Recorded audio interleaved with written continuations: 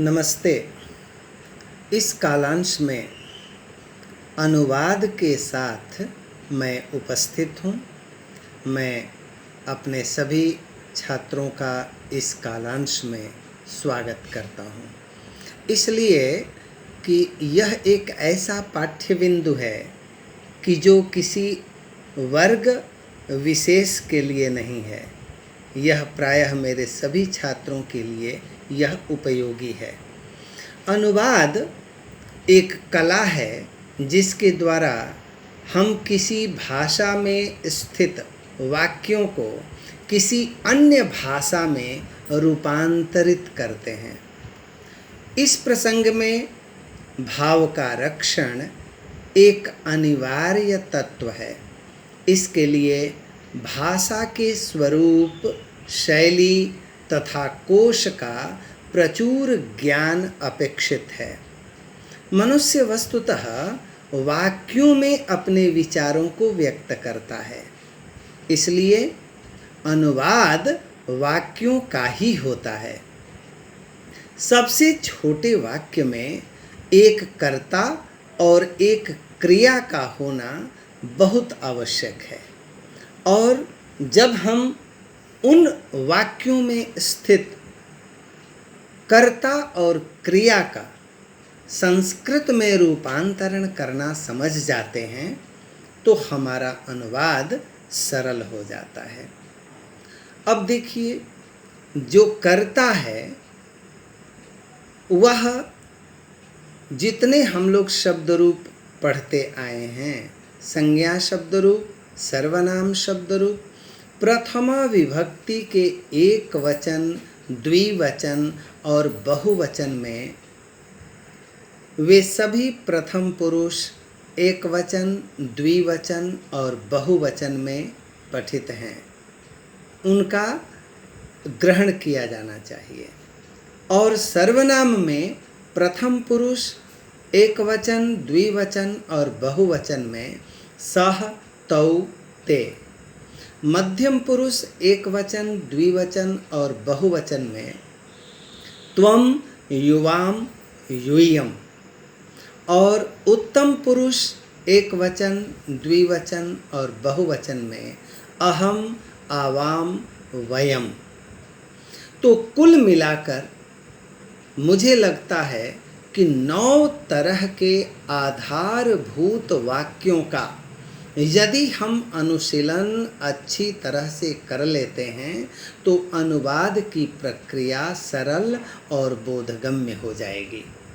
तो अभी हम लोग जो संस्कृत में धातुओं के रूप लकारों में जो चलते हैं, उन लकारों में सबसे पहले लट लकार के वाक्यों का हम लोग अनुशीलन करेंगे, उन्हें देखेंगे, पढ़ेंगे। उससे पहले मैं एक बात बता देना चाहता हूँ कि अनुवाद प्रायः मूलभूत 8 तरह के वाक्यों का ही अनुवाद आवश्यक अनिवार्य है। वे 8 तरह के वाक्य कैसे हैं जरा हम देखते हैं। राम पढ़ता है, लट लकार का वाक्य। राम वहाँ पढ़ेगा, लृट लकार। राम यहाँ नहीं पढ़ता था, लंग लकार। राम पुस्तक पढ़े, लोट या विधिलिंग लकार का वाक्य। राम को पढ़ना चाहिए, पूरी तरह से विधिलिंग लकार। राम के साथ सीता पढ़ती है, विभक्ति या लट लकार। दोनों मिलकर इस वाक्य की संरचना करते हैं। राम लिखकर पढ़ता है, लिखकर प्रत्यय और वह भी लट लकार का वाक्य।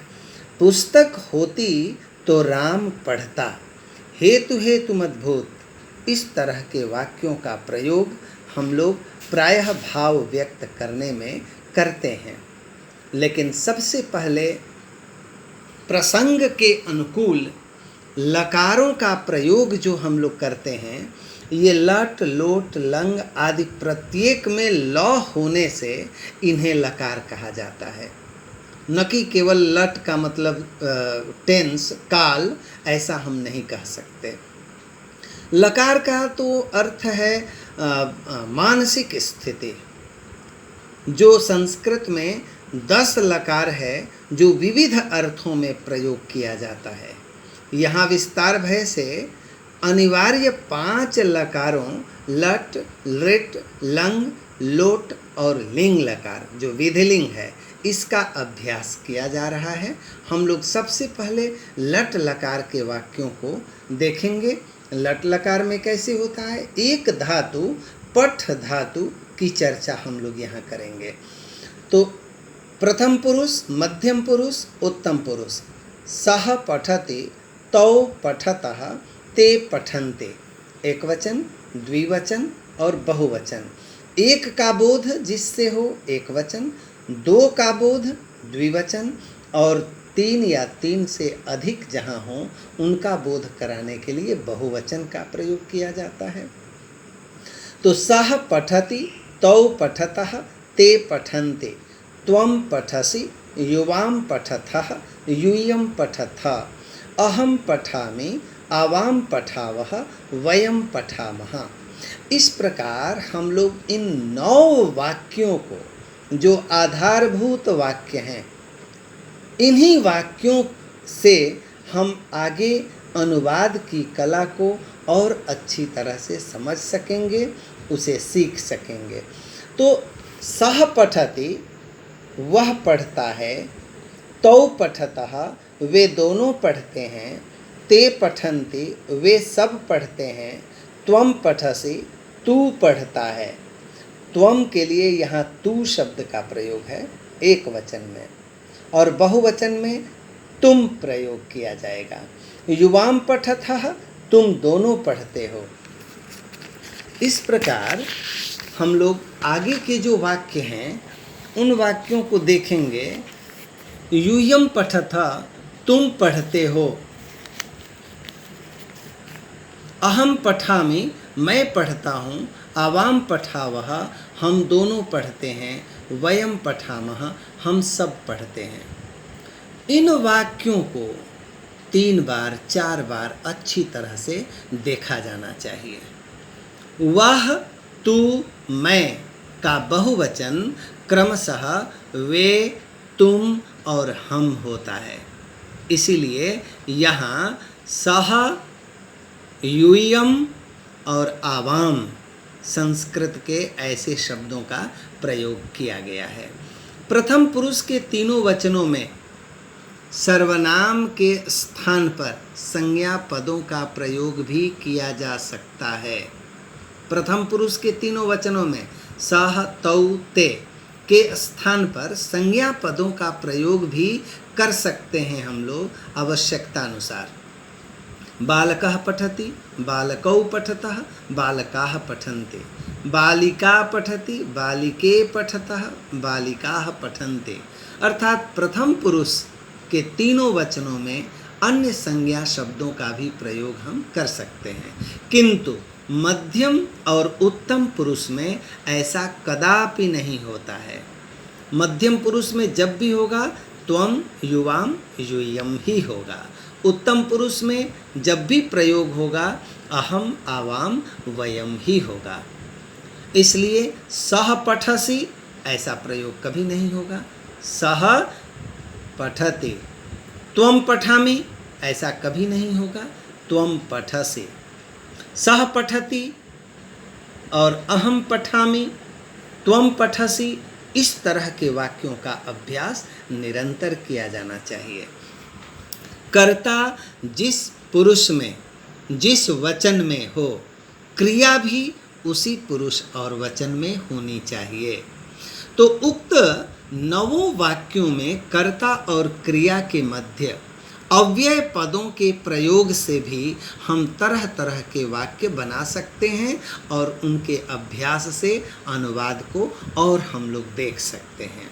जैसे घोड़े वहाँ दौड़ते हैं, यही घोड़े शब्द का प्रयोग, यही संज्ञा शब्द का प्रयोग हुआ सह के स्थान पर। तो सह, तौ, ते के स्थान पर अश्वः, अश्वौ, अश्वः, तो अश्वः तत्र धावन्ति, किसान जोतता है, कृषकः हलति, दो छात्र लिखते हैं, छात्रौ लिखतः। इस प्रकार कर्म का भी प्रयोग, अव्यय पदों का प्रयोग और कर्ता और क्रिया तो हैं ही, इस तरह के वाक्यों का हम लोग प्रयोग यहाँ देखते हैं। अब हम लोग कुछ संस्कृत में अनुवाद भी कर सकते हैं। बंदर कूदते हैं मूलभूत वाक्य है। यहाँ वहाँ जो पद जोड़ दिया गया है ये अव्यय का प्रयोग है, इसलिए अव्यय पदों का यहाँ प्रयोग कर, यहाँ कर्म पदों का प्रयोग कर हम लोग ऐसे लट लकार के वाक्यों का अनुवाद आसानी से और अच्छी तरह से हम लोग कर सकते हैं। आगे के कालांश में हम लोग लोट लकार के वाक्यों को देखेंगे। तब तक के लिए धन्यवाद।